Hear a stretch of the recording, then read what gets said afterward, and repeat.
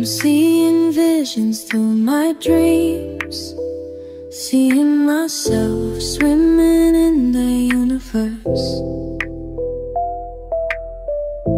My ancestors gave me gifts to read cards predicting you.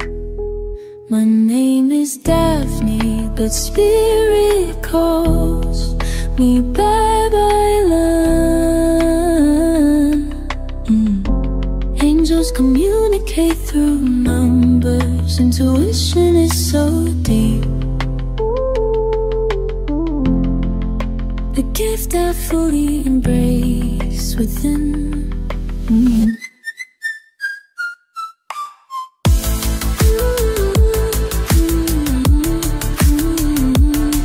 Malakas ang loob mo na pinaghihiwalay kayo ni person, no? Kasi parang nakikita mo yung pattern or baka merong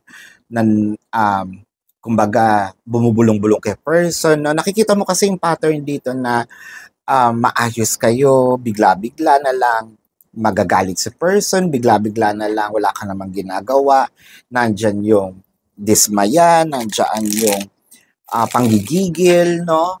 Parang anong ginawa ko? Wala naman akong sinabi. Hindi nga ako umalis ng bahay. Wala naman akong ka-text, no?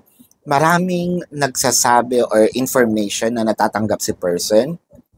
It could be their friends, your friends, may ahas kang alaga, or it could be their family, no? Kasi ang nakikita natin dito, napansin natin na kada na lang, either uuwi ka galing ng trabaho, no? Parang sinasabi mo na lagi na lang nagtatanong si person, sinong kasabay mo. Okay lang yung merong konting selos. Dapat, actually, nakakakilig nga yung ganun minsan, di ba? Yung ma-feel mo na nagsiselo si person. Pero kasi, iba to eh. Merong mga information, nagugulat ka na lang eh, no? Na bakit alam ni person yung bawat detalye, kung anong suot ko, kung meron man akong kasabay, katrabaho yon, or meron man akong kausap, there's nothing romantic about it, no? Bakit alam ni person yung ibang detalye? Parang feeling mo laging may nagmamanman, no? Actually, ang gustong ipaalam sa iyo nito, no, ng energy ng card is nasa paligid mo lang siya. So, chances are, again, pwedeng itong kaklase or katrabaho, no? Kasi parang meron kang parang mayroong human CCTV, no? Daing mo pa ang nasa bahay ni Kuya. Kasi sa bahay ni Kuya, nandun ka lang sa loob ng bahay. Eto kahit nasa labas ka, no? Meron talagang nagsisend kay person. Actually, itong taong ito, merong gusto sa person mo, no? I feel like ginagawan ka ng kwento. Oo, sabihin natin na meron kang kasama, no?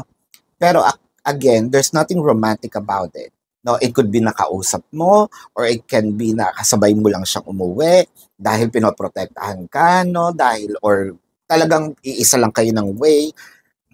Pero kasi iba yung nakakarating, no? May dagdag bawas. With the Three of Swords, ang masakit dito, walang tiwala sa si person, no? Mas naniniwala siya sa ibang tao. Ang masakit dito, parang kini-question niya, no? Yung emotion, yung love mo sa kanya. The Three of Swords is clarified with the Ace of Pentacles and the Death card. It felt like naging routine na rin to, no, ni person, yung pagsiselos. This is over pagsiselos eh. Iba-ibang number din siguro yung nakikita mo na or napapansin mo, no? Lagi naman kayo nagbabate. Pero si person ayaw tumigil ng paniwala, no, sa ibang tao. The King of Swords and the Three of Wands. I feel like medyo sinusundan-sundan ka rin dito ni person, no? And I think that you have an idea na alam mo na either sinusundan ka or talagang nakamasid din sa mga sa social media account mo itong si person. Mayat maya din chine-check sino bang katabi, sino bang may pagkapraning, no, si person. Medyo nakakatakot yung ganitong attitude dahil kasi hindi mo alam kung kailan matitrigger si person. No, sana to mahimik itong taong ito. The Star and the Ace of Cups. Actually, bukod sa I think namumuo na yung love dito. So meron kang third party na nasa paligid mo pero hindi mo alam kung sino. Or baka may idea ka, let me know sa comment section. No, parang feeling ko nga kaibigan mo to,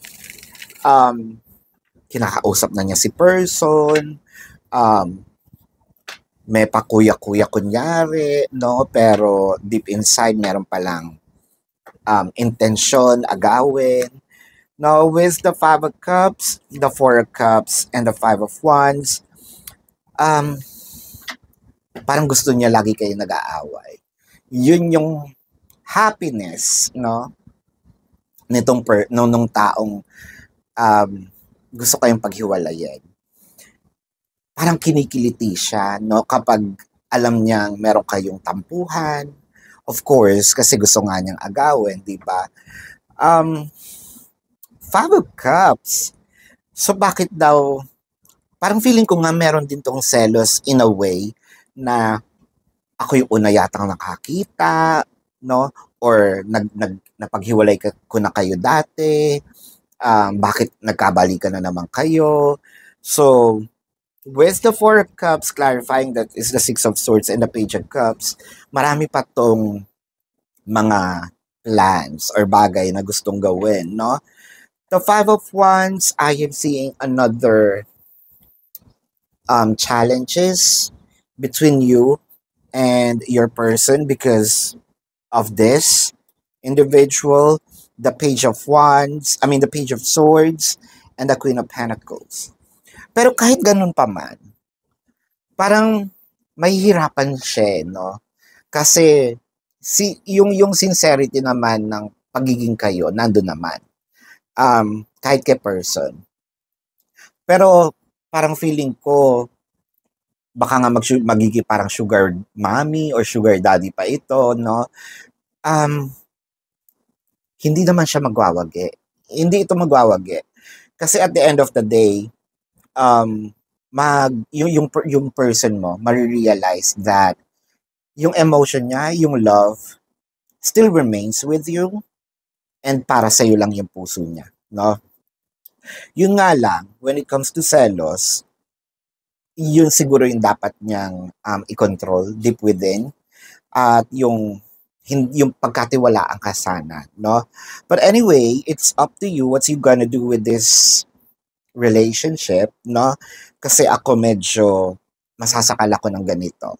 My personal opinion, as a person not as a reader, as a person, medyo nakakasakal yung ganito. So, if you resonate in this reading, let me know sa comment section. Kung meron kayong mga personal questions nyo, sa description box ng video na ito, there is a link. Click the link, you will be routed to my website. Nandun po yung name, number, QR code, amount per question. Take advantage of the 4 questions plus 1 kasi discounted po yun. And if you want to book a private reading, nandun din po siya. So, let's check now the zodiac sign of your person. This can be their sun sign or a placement in their chart. I am seeing Taurus, Gemini, Leo.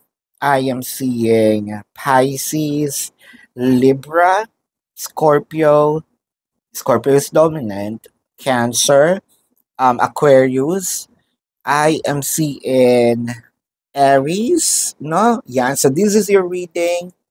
Maraming salamat. Love and light. Namaste. See you po sa susunod na readings. Goodbye.